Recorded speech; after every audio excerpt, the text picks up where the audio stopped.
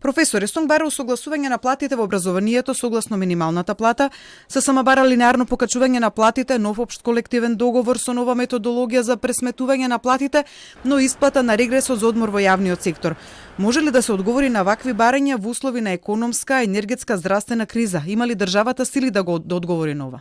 Тоа што го бараат, покачување на платите, регрес и така натаму, тоа се со устав и закон за гарантирани права. Сето е тоа во ред.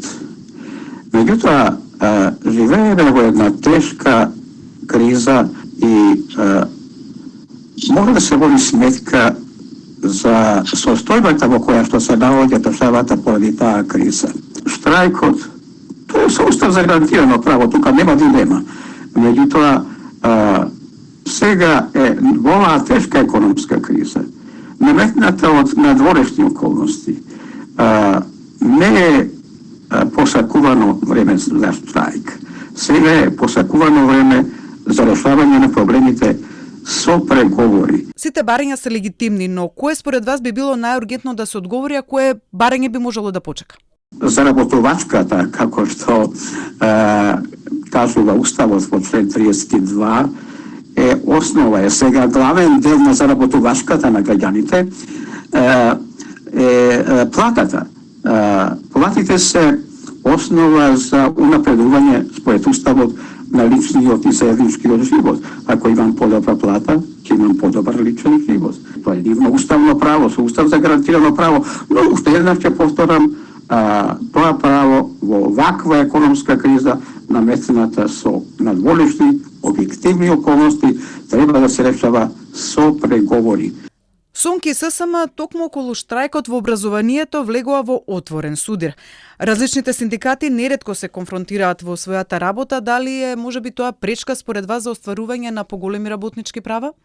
Ако се работи за организирање, а постои единство, тука немаме организирање, туку имаме дезорганизација, а дезорганизацијата во синдикалното движење е патолошка појава. Мора да бидат единствени, затоа што штитат единствени интереси. На вчерашниот првомајски протест на ССМ на синдикалците им се приклучија и представници од владата.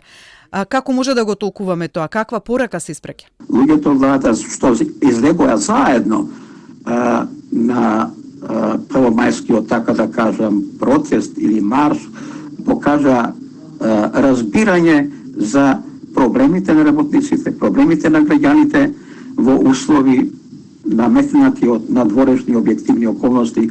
Изминатиот период најгласни за зголемување и усогласување на платите со минималната плата се синдикатите кои доаѓаат од јавниот сектор. Каде се тука правата на работниците во приватниот сектор, ако се знае дека токму реалниот сектор го полни буџетот на државата, за да таа може да одговори на барањата на синдикатите на јавниот сектор? Во јавниот сектор претежно се работени граѓани со повисок степен на образование и си ги знаат своите права, па бунтовни се и така натаму. Меѓутоа, мислам дека главна причина е тоа што во приватниот сектор работодавачите немаат разбирање за економските и социјалните права, не се склони да се придржуваат на она што е пропишано во поглед на правата и интересите на вработените.